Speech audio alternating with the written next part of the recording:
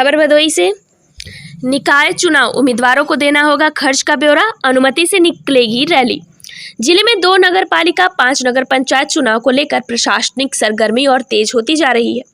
11 मई को दूसरे चरण में निकाय चुनाव को स्वतंत्र, निष्पक्ष, पारदर्शी व शांतिपूर्ण ढंग से संपन्न कराने के लिए DM Gaurang Rathi, SP doctor Anil Kumar ने कलेक्ट्रेट सभागार में पत्रकारों से बातचीत करते हुए कहा कि अध्यक्ष, सभासद पद के उम्मीदवार बिना अनुमति रैली, जनसभा, जुलूस नहीं निकाल सकेंगे और खर्च का ब्यौरा क्रमवार प्रतिदिन देना पड़ेगा।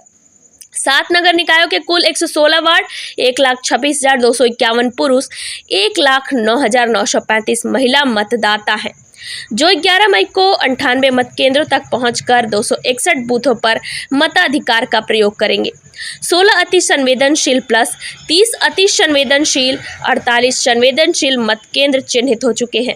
अध्यक्ष, सभासद के लिए रिटर्निंग ऑफिसर क्रमशः 7, 16 सहायक रिटर्निंग ऑफिसर क्रमशः 15, 37 जोनल मजिस्ट्रेट, 12 सेक्टर मजिस्ट्रेट, 28 मतदान कार्मिकों में पीठासीन अधिकारी, मतदान अधिकारी प्रथम, द्वितीय, तृतीय 261 आरक्षित कार्मिक 108 सहित 1152 निर्वाचन कार्मिकों की नियुक्ति की गई है। कुल एक मतदान स्थल पर 2 मतपेटिका के दर से 552 आरक्षित मतपेटिका सहित कुल 574 मतपेटिकाएं सुरक्षित कर ली गई हैं। नगर पालिका परिषद भदोई, नगर पंचायत सूर्यामा, नगर पंचायत नई बाजार में अध्यक्ष, सदस्यों का नामांकन स्थल तहसील भदोई, नगर पालिका परिषद गोपीगंज, नगर पंचायत ज्ञानपुर, अध्यक्षों, सदस्यों का नामांकन स्थल तहसील ज्ञानपुर, नगर पंचायत खमरिया, नगर पंचायत घोषिया के अध्यक्षों, सदस्यों का नामांकन तहसील औराई में कराया जाएगा। मंगलवार को आधिकारिक टीम ने तीनों तहसील परिसरों का निरीक्षण कर तैयारियों का जायजा लिया है, बल्कि ARO प्रशिक्षण की रणनीति तैयार की है। एसपी डॉक्टर अनिल कुमार ने कहा कि चुनाव में 10,000 से अधिक जवानों की तैनाती होगी, जो हर गतिविधियों पर नजर रखते हुए चुनाव को सकुशल संपन्न कराएंगे। जरूरत पड़ने पर अन्य जिलों से जवानों की आमद कराई जाएगी। अखबार, इलेक्ट्रॉनिक चैनलों पर किसी तरह के भ्रामक खबरों का प्रकाशन नहीं होगा। उल्लंघन होने पर संबंधितों की रिपोर्ट तैयार होती रहेगी।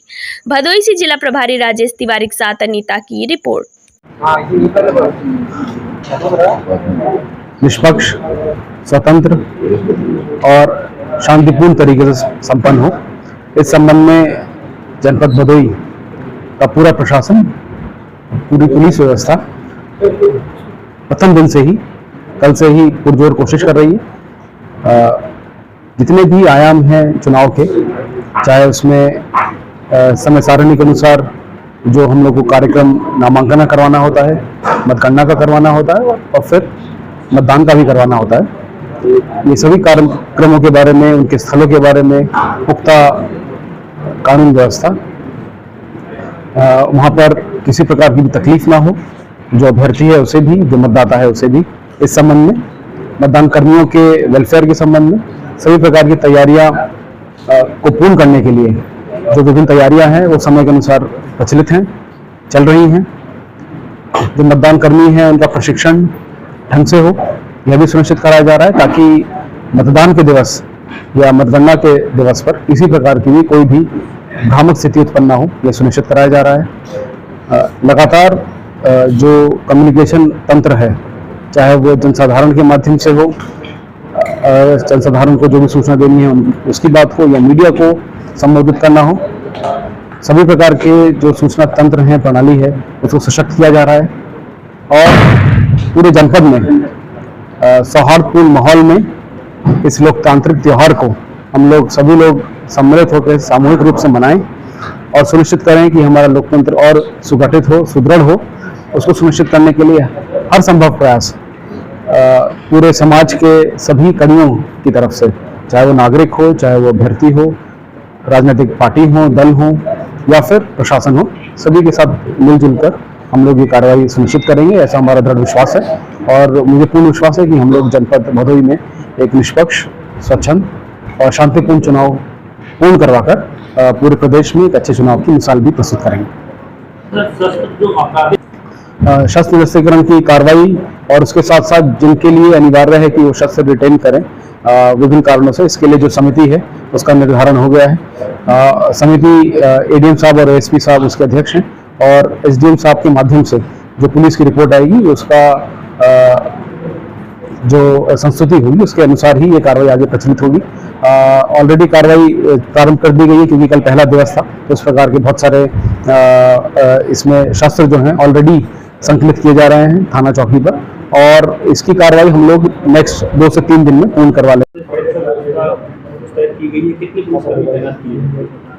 जनपद में लगभग 2000 के आसपास हमारे पुलिसकर्मी उपलब्ध हैं। उनको अधिक से अधिक चुनाव की प्रक्रिया में डायरेक्ट रूप से फील्ड में वो रहें, इस चीज़ को हमने सुनिश्चित किया है। इसके अलावा जो चुनाव की और मतगणना की जो प्रक्रिया है उसके लिए बाहर से हमें सीपीएमएफ, पीएसी और बाह्य जनपदों से पुलिसकर्मी प्राप्त होते हैं। उनकी संख्या का हमने आकलन कर लिया है और उसके बारे में हेडक्वार्टर को हमने अवगत करा दिया है। समय आने पर वो पुलिस फोर्स भी हमारे लिए शांति व्यवस्था की ड्यूटी के लिए उपलब्ध रहेगी। सर, एक ऐप की व्यवस्था इस बार की गई है, किस तरह का ऐप है और क्या लाभ इसका मिलेगा? देखिए, चुनाव के दिन कई तरह की गड़बड़ियां होती हैं और उसमें कई शिकायतें आती हैं। कुछ शिकायतें झूठी होती हैं, कुछ सच्ची भी होती हैं। उस पर त्वरित रेस्पॉन्स की आवश्यकता होती है। उसमें जो हमारे प्रशासन के पीठासीन अधिकारी से लेकर सेक्टर मजिस्ट्रेट, जोनल मजिस्ट्रेट और जो सुरक्षा में हमारी क्यूआरटी लगी हैं या पुलिसकर्मी जो लगे हैं, उनका इस तरह की सूचनाओं पे त्वरित रेस्पॉन्स होना चाहिए। कुछ ही मिनट में हम लोग ये रेस्पॉन्स सुनिश्चित कर सकें, इसके लिए प्रत्येक जो बूथ है उसका लैटिट्यूड और लॉजिट्यूड हमने उसमें कलेक्ट करके स्टोर किया है और साथ ही किस पुलिसकर्मी और किस मजिस्ट्रेट या प्रशासनिक कर्मी की ड्यूटी वहाँ पर है उसका पूरा ब्यौरा, नाम और मोबाइल नंबर उसमें रहेगा और डायल की सुविधा भी उस ऐप में रहेगी, ताकि इस तरह की कोई भी शिकायत आने पे नीचे से लेके ऊपर तक सभी जो हमारे प्रशासनिक और पुलिसकर्मी हैं वो डायरेक्ट टीमों को मोबाइल फ़ोन करके मोबिलाइज कर सकें और तथ्यों की जानकारी कर सकें, ताकि किसी तरह का भ्रम ना फैले और अगर सच में कोई घटना है तो कुछ ही मिनटों में वहाँ पे पुलिस और प्रशासन पहुंचकर स्थिति को सुचारू रूप से नियंत्रित करके चुनाव को संपन्न करा सके। सोशल मीडिया पर किस तरह से निगाह रखी जाएगी? अक्सर देखा गया चुनाव में कि यही लोग ज़्यादा भ्रम फैलाते हैं। सोशल मीडिया को लेके डीएम साहब के ऑफिस में एक मीडिया मॉनिटरिंग सेल खोली गई है और इसके अलावा जो हमारी पुलिस की सोशल मीडिया सेल है इसको भी हमने एक्टिवेट किया है और दोनों जो सेल हैं हमारी उनके मध्य तालमेल हम लोग सुनिश्चित कर रहे हैं। इसके अलावा हमारी जो इंटेलिजेंस यूनिट है उसको हमने सक्रिय किया है और जो बीट से लेके जो हमारे फील्ड के पुलिसकर्मी हैं उनको भी सूचना संकलन के लिए हमने सतर्क किया है। पत्र क्रय किए जा सकते हैं और जमा किए जा सकते हैं।